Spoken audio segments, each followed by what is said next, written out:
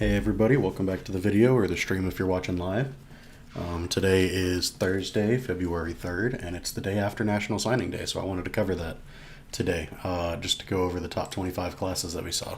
Although there are still a couple of recruits on the board, which will probably sign later in February or who knows after that. But as of yesterday, National Signing Day, the majority of classes are set, and it effectively almost marks the end of the signing period. So, starting off, let's just cover the top 25. We'll start at 25, and I think Indiana had the number 25 class. They signed 22 kids, along with their marquee signing of Trevor Mullen, who has a brother who currently plays in the NFL for the Raiders as a DB, Trayvon, and then he has a brother that plays at IU as well, who's a corner named Tiowan. So, athletics runs in that family, and I think as a four-star cornerback that Indiana really needed that to compete in the Big Ten. There's a lot of great receivers that remained. At number 24, I've got Arizona. For a program that went 1-11 last year, anything would have been looking up. So to be in the top 25 of my rankings, it's a big deal. They signed 22 kids and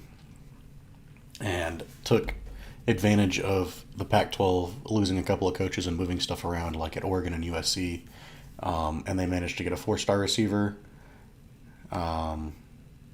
They got a four-star cornerback and a four-star tight end, which is incredible for a team that won one game last year, one of the worst teams in the country.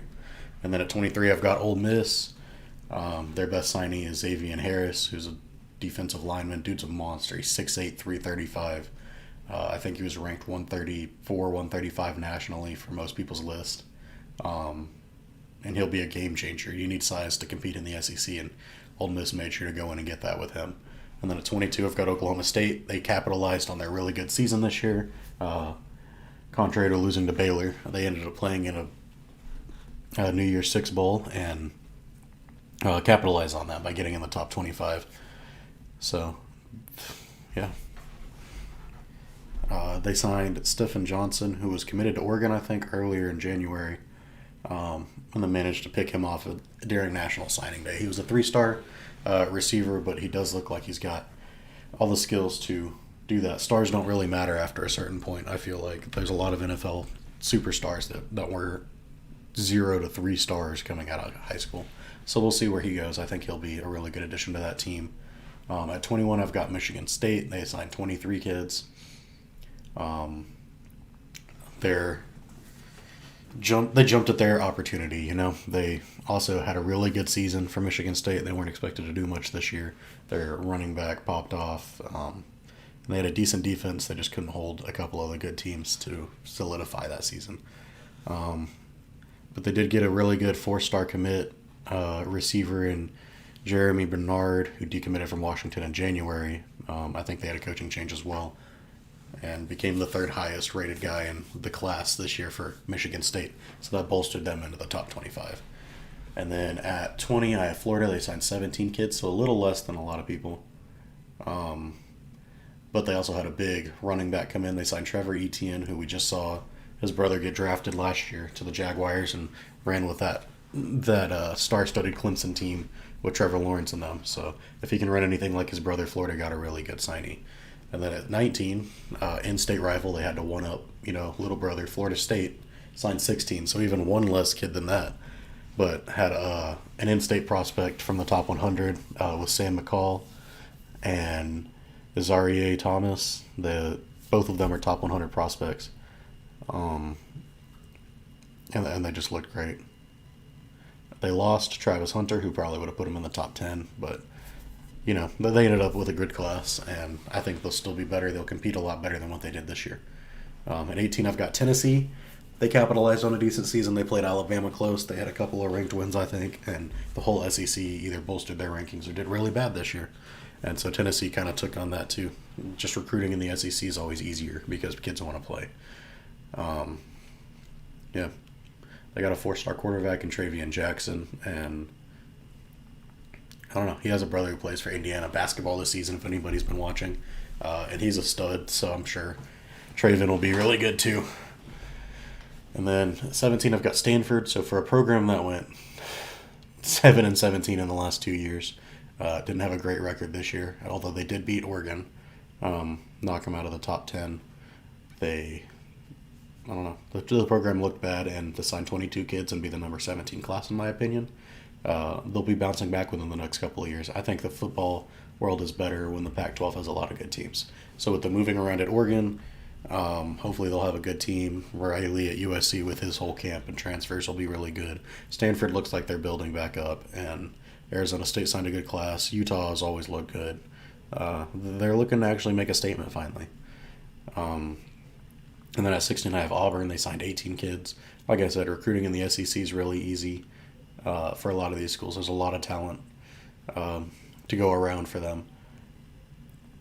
And they always lose to Big Brother Alabama, though. They signed 3 of the 15 blue chip prospects from the state, in-state, which is fine. Alabama picked 6 of them, so Alabama doubled. But Alabama also signed 4 of the top 500 players. We'll get to that in a minute. Then at number 15, I've got Kentucky. Kentucky had a really good season. They started off undefeated until they played Georgia. The buzzsaw that was them this year. And then I think they won 10 or 11 games. So really good program year for Kentucky, a team that is a basketball school, as everybody knows. But they signed a 4-star offensive tackle a couple of years ago. And, you know, basically started recruiting the kid when he was in 8th grade, you know.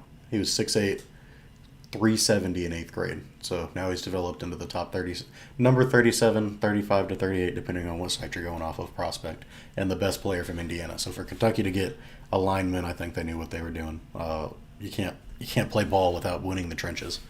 At number 14, we've got another SEC team in Missouri, a team that's been really quiet recently. They signed 17 kids. And hopefully it'll help them keep up with the SEC, you know.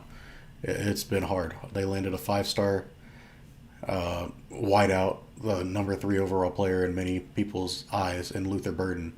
They added 4 of the 8 in-state 4-star prospects. So they got the number 3 overall guy and then 4 4-star prospects from in-state on top of their whole other signing class. They're making moves to finally compete in the SEC like they did a couple years ago. At number 13, we have Miami with Cristobal's return. They ended up having a really good class. They started off late based on that hire, you know, but signed some really good guys. They had 4 top 120 prospects with Cyrus Moss, Najalit Kelly, Jayla Skinner, who decommitted from Bama, and Trevon Citizen. They kind of tackled everything in there. They got a D lineman, a tight end, and a running back. So all around made some good signings. Maybe Miami can bounce back this year after the atrocious year that they had last year. 12, we have another SEC team. What a surprise in LSU. They only signed 15 kids. But Kelly, in his first year, did kind of make a splash. Got a lot of guys to stay committed to the program that were already. And look forward to that. They got a 5-star linebacker in Harold Perkins, who was originally committed to A&M. But, you know, these kids have been flipping all around. It seems like they can't make up their mind day after day.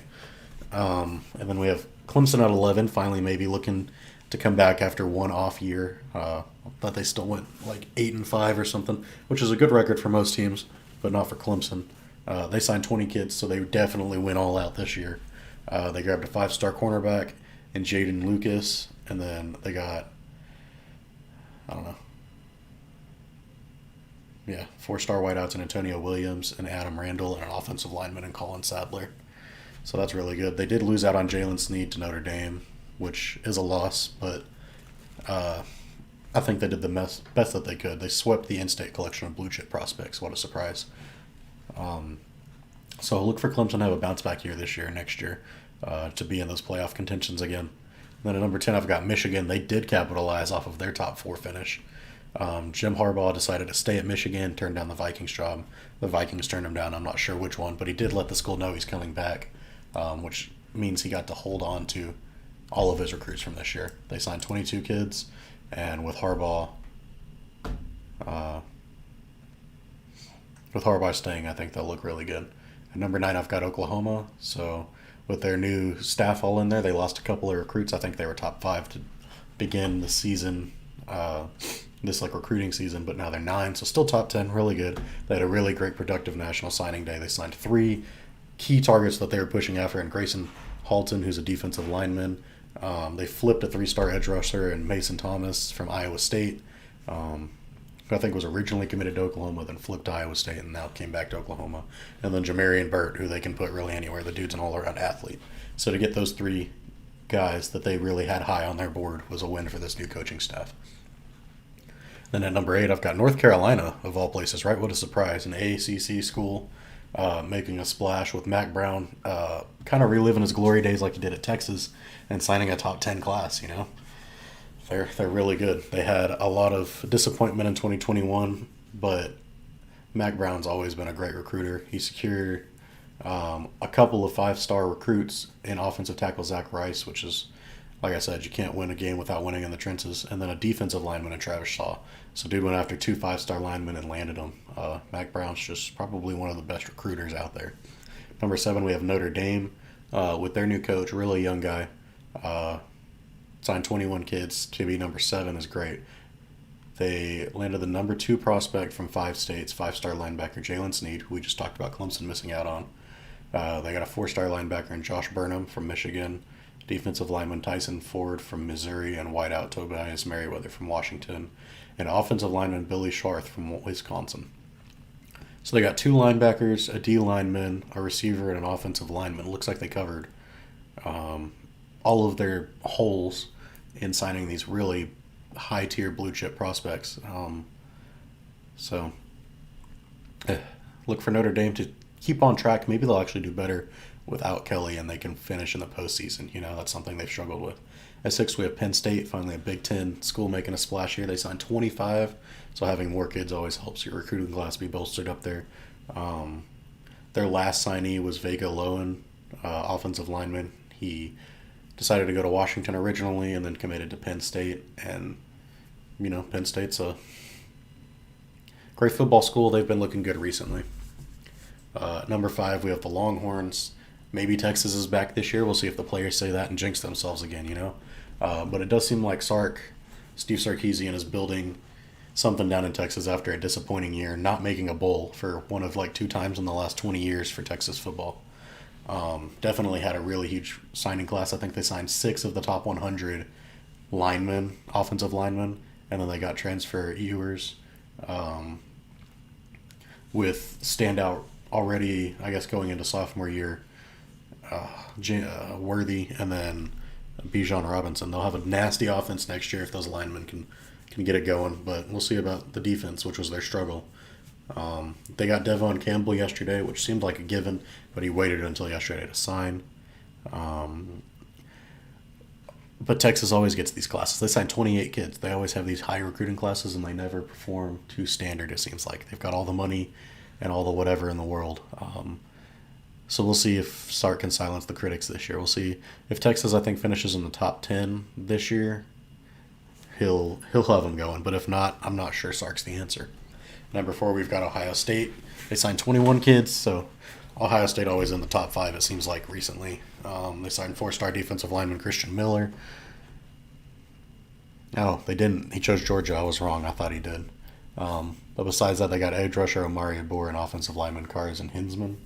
To add to that already really young offense they had this last year. They're losing one of their receivers, but after watching the bowl game, we've got no problem with where their offense stands, and we'll look for them to continue to compete every year in the Big Ten and for a playoff spot.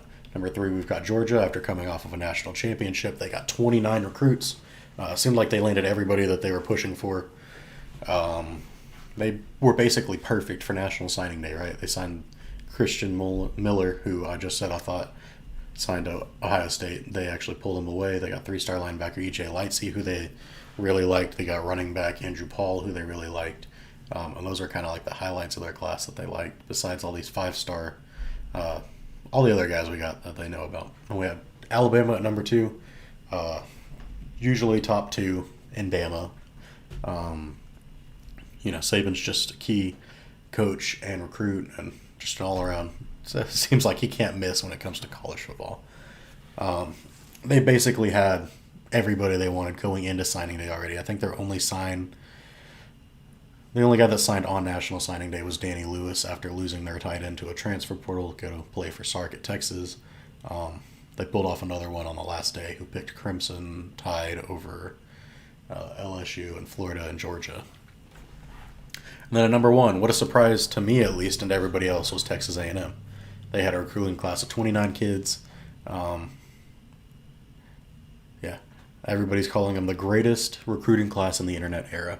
They basically swept the Houston area recruiting class and basically all of Texas. They missed out on Kobe to Oklahoma, but basically every other five-star recruit from Texas went to A&M. They got Shamir Stewart and Jacoby Matthews yesterday in the signing day, a five-star D lineman and a four-star safety, just to cap off the incredible class that they already had. It seems like the Aggies are beefing up and taking advantage of being in the SEC before Texas and Oklahoma can make the move over, and they have more guys in state to compete against, basically, to sign these kids. So Jimbo signed an incredible class. Who knows why? I think NIL deals have a big deal with how signing days have been going recently. It seems to be more focused on what college can provide the money for me, which I don't think is a bad deal, but they're not supposed to be talking about NIL deals to recruits until after they're signed. But yeah, that's basically it. A couple of surprises that I thought were A&M, maybe with Jimbo's recruiting. He's never been fantastic at it. Sark landing the 5th overall class after having a disappointing year. North Carolina in the top 8, in my opinion, was a big deal. Miami at 13 with Cristobal's return. Missouri at 14 was a surprise.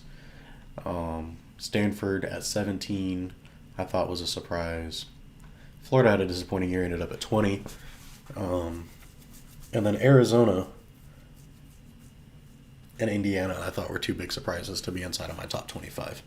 They seem to do everything right, and that might be a groundbreaking season for these programs to get into the upper echelons of college football, and see if they can keep that momentum going into the season and into the next recruiting class. Yeah, that's really all I have to say about it today, and I look forward to seeing what these guys coming in can do to make a difference in these programs.